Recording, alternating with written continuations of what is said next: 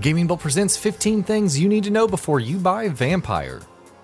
French studio Dontnod Entertainment is best known for its excellent episodic adventure title Life is Strange, but their next project, the upcoming Vampyr, looks thoroughly different and as such, quite intriguing.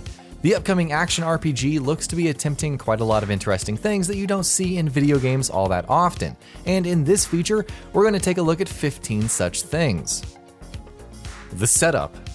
Vampyr sees players taking on the role of Jonathan Reed, a doctor in London in the year 1918, in the middle of the Spanish flu outbreak.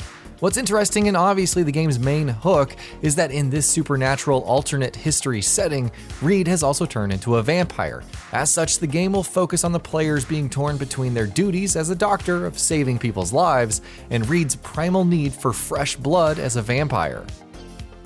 1918's London. Though Vampyr is clearly not a historically accurate game, developers Dontnod claim to be attempting to recreate a 1918 London that feels authentic.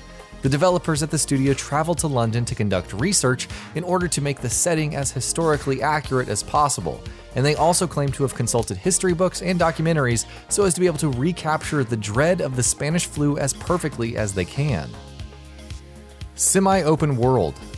You don't need us to tell you that open world has become a major trend in the industry, with almost every major or semi-major release choosing to put players in the middle of a large, open, and explorable space. And while Vampyr won't be a fully open world game, it is going with a semi-open world approach.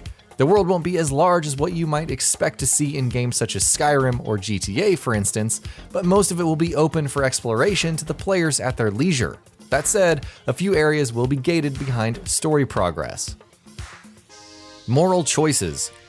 Vampyr's very premise of the protagonist being torn between his newfound need to kill innocents and his duties as a healer and doctor lends itself to some very interesting moral quandaries, and as per the developers, this is going to be much more than just a narrative tool.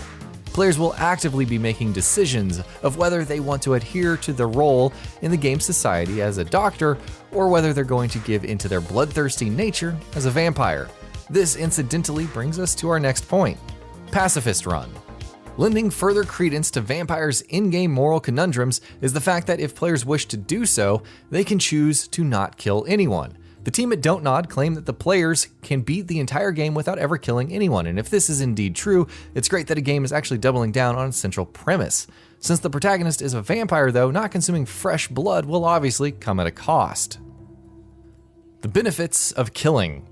Choosing to go for a pacifist run in Vampyr will obviously have its own challenges, because killing your prey in the game is how you'll level up your character. Killing people and turning them into vampires renders large amounts of XP in the game, and is the primary method of increasing your powers, which means that if you choose not to kill anyone, you might find your character severely underpowered at key junctions. Overindulging in violence, though, will also have consequences. The consequences of violence. Side quests are going to be an important part of Vampyr, which is sort of a given seeing as this is an RPG.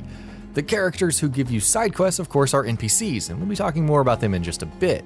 What's interesting though is that every NPC you kill remains dead irrevocably, which might result in you losing out on an opportunity to even get the side quest that the NPC in question may have given out. Killing too many NPCs will also have an actual impact on the game's world, which, according to the developers, will decay and change to reflect the state of its inhabitants. The process of killing. Killing people isn't going to be a mindless button-mashing exercise in Vampyr. Like a true vampire, you'll have to actually stake out your prey. You'll need to investigate, study the habits of the people you're targeting, gather information, and maintain relationships with them via constant communication. Here's something else that's interesting. You'll also only be able to enter NPCs' houses if they invite you in, which makes sense since you're, after all, a vampire. It'll be interesting to see if the game can actually live up to this level of nuance. Multiple endings.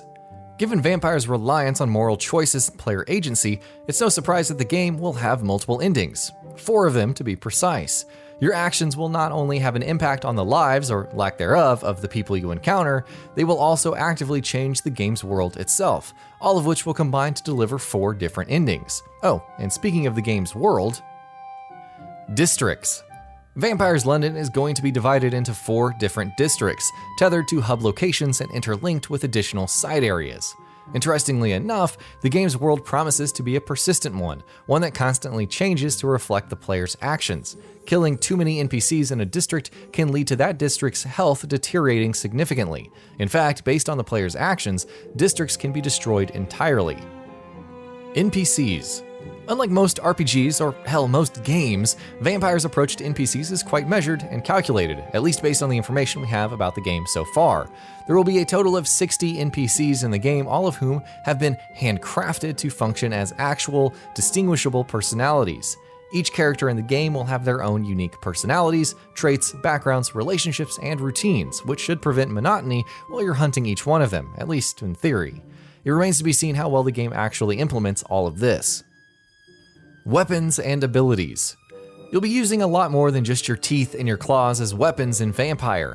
Other than melee weapons such as saws and ranged weapons such as guns, players will have a number of vampiric abilities at their disposal, from turning temporarily invisible and being able to control shadows to hide their presence, to attaining temporary invincibility and throwing mist bombs. Vampyr promises to offer plenty of tools in its arsenal of weapons and powers. Interestingly enough, using vampiric abilities will also drain the player's blood bar, which will inherently give rise to the dilemma of whether or not you should replenish your reserves by killing another human being. Upgrading your weapons. Being an RPG, Vampyr will obviously give players the ability to upgrade their weapons and abilities. Improvement of weapons can be done either through crafting of upgrades and enhancements, or looting useful items from the corpses of your victims. This also feeds into the core of the game. Should you risk killing more people in order to not only gain more XP, but also as a means for upgrading your weapons and powers. Skill tree.